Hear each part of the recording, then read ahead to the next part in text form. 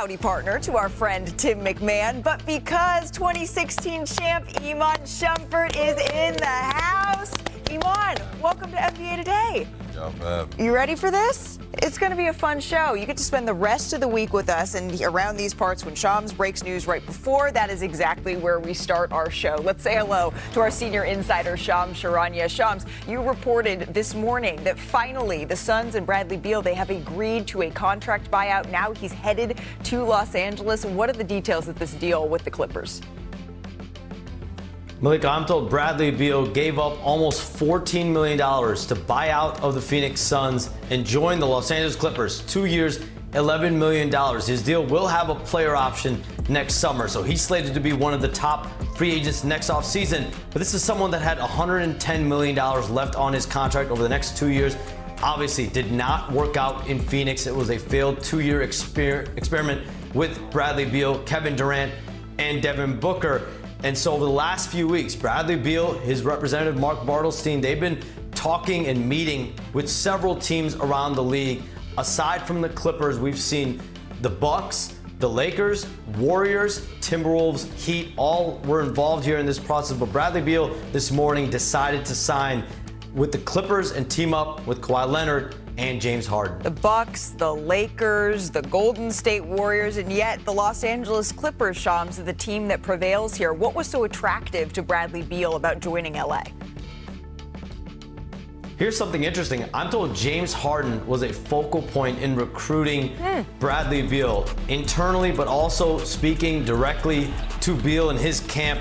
And the Clippers really view Bradley Beal as a perfect fit alongside Kawhi Leonard and James Harden, being able to shoot 50% from the field, 40% from three-point range last season. He shot career highs in two-point field goals as well as at the rim last season. And so this is a player that has 3-time All-Star experience. He's a former All-NBA player as well. They see him as a natural, seamless fit at the starting shooting guard position after the trade of Norman Powell. Yeah, it's sort of a clear role that he slots into for the Los Angeles Clippers. Shams, thank you so very much for that insight. As we bring it back here inside our studios, Iman, do you like this move here for Los Angeles? I like the move just because I enjoy watching Bradley Beal play basketball. Right. Of course, you know.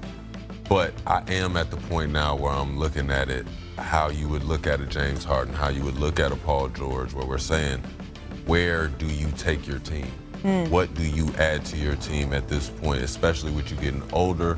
Now we have some injuries that come along. What can you add to this team and what's going to put me over the hump come playoff time? When I look at Bradley Beal, I feel like these are pressure situations because now we've paired you up with different superstars and we kind of got the same result. So you start looking around the league and you start looking for that younger guy. You don't want to become that guy that is like, he's got the years, he's got the mileage on him, but we can't really get anything out of him. You got to produce, and you got to produce it efficiently if you're going to come and join superstars like that. Look, the Norm Powell trade is now complete. The Clippers make that deal confident that they can get Bradley Beal, who, at franchise player money, at $50 million plus per year, it was a disaster in Phoenix. It was also a bad fit in Phoenix.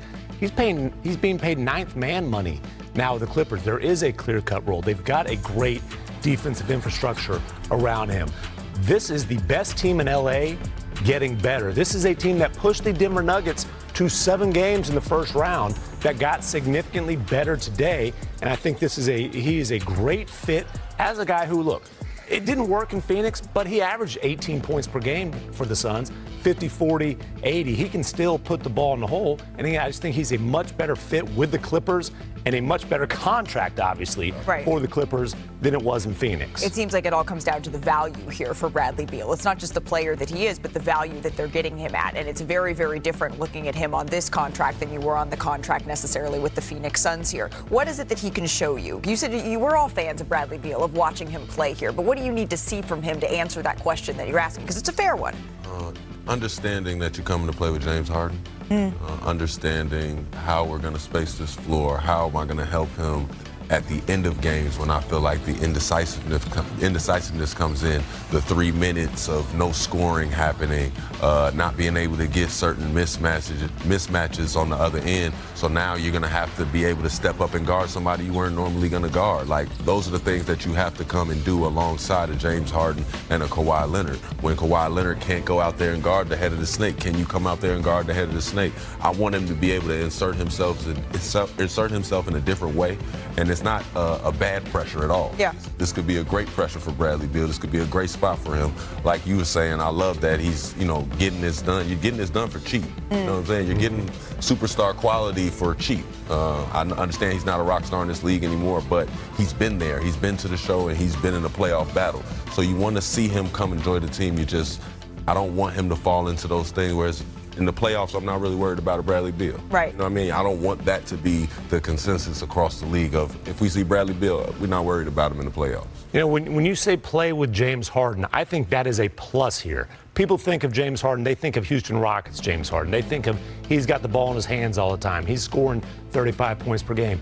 James Harden's game has evolved. He is now one of the best table-setting point guards in the NBA. And I think you look at what Norm Powell was able to do for the Clippers last year, credit him. He obviously had probably the best year of his career. I think playing with James Harden really benefited Norm Powell, and they didn't have that table setter in Phoenix. I think Beal is in a great situation because he's playing next to James Harden. Real quick, on the Phoenix side of all of this achieves more flexibility for them here, Tim? They have a shovel, and they are digging out of the massive hole that they have created during the microwave matted area. No, I'm not kidding. A second apron team here to a luxury tax team. Able to have a little bit more flexibility. I see our Schwartz Center over here, our researcher, is saying we need to hit Phoenix's side of this. He's very excited to be able to have Bradley Beal on the books for $19 million a year over the next 5 years. Look, the KD trade was a bust for them. They took back, I'll say nickels on the dollar. I won't say pennies on the dollar. They're letting Beal go for nothing. Yes, they're getting some flexibility, but he's going to count $19 million a year on their cap for 5 years moving forward. But this is a recognition in Phoenix that their all in philosophy is a failure. And again, they have a shovel. They are starting to dig out of the hole that they've created. And they're saying, all right, we're going to continue to build here around Devin Booker, and we're going to officially now close this chapter because we've been expecting this for weeks, and finally we have a resolution for Bradley Beal heading to the Los Angeles Clippers. All right, from the Pelicans team yesterday, he only played 30 games last season because of injuries. They were 10-20 with him in the lineup. Tim, do you think this is a make or break season for Zion and his future with New Orleans? Well, I certainly think it is a fresh start for Zion. Had there not been a change in the front office, I believe he would have been on the trade block this summer. Obviously, you've got Joe Dumars coming in. It's a get-to-know-you phase. It is an opportunity for Zion this season to prove, first, that he can stay healthy, and also that he can be the face of the franchise in New Orleans. And I certainly hope that we get to see that play out because he's so exciting and fun to watch when he is on the floor. Another star in attendance in Vegas, Trae Young. He is eligible for a 4-year extension for a projected $222 million this summer. Woohoo! Our Bobby Marks joining us now. You know the money, Bobby. Would this be a smart move for Atlanta? It wouldn't, not right now, Malika. Certainly for an Atlanta team that has revamped their roster. 4 for $222. Remember, he's been eligible since the NBA Finals ended here, and I think in a day and age of smart roster building, committing $50 million per year for Trae Young right now is not the smart move. I do like, though, the roster that the Atlanta Hawks have put together this summer. They could really be poised to make an interesting run. All right, John Morant, he spoke to Dave McMenamin. Confidence high, as it always is, with the Grizzlies.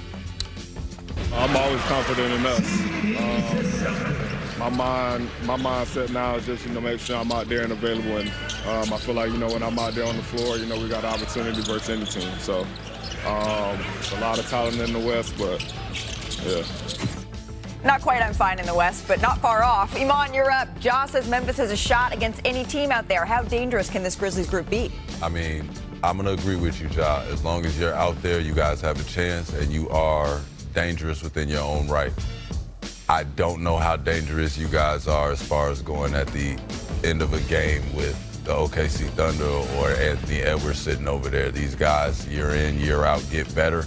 And I feel like you need to pay more attention to making sure you guys make that jump because there's some guys that are on your heels. Well, guys like maybe Anthony Edwards. Check this out. Ant was sitting courtside in Vegas when a young fan, he came up for an autograph, but here's the catch.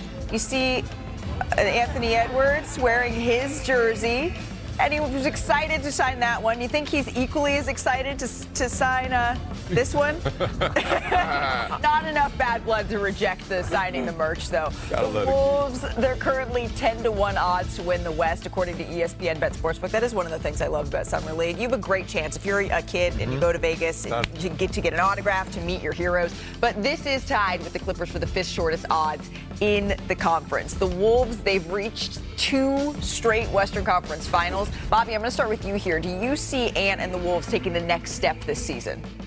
I do, but there's going to be an X factor here, Malika, and we're here in Las Vegas, and my X factor is Terrence Shannon Jr., who we've seen over the course of the last week. There's going to be a high expectation for Shannon Jr., not just to be part of this rotation with the loss of Nickeil Alexander-Walker, but contribute. We saw it in the playoffs here.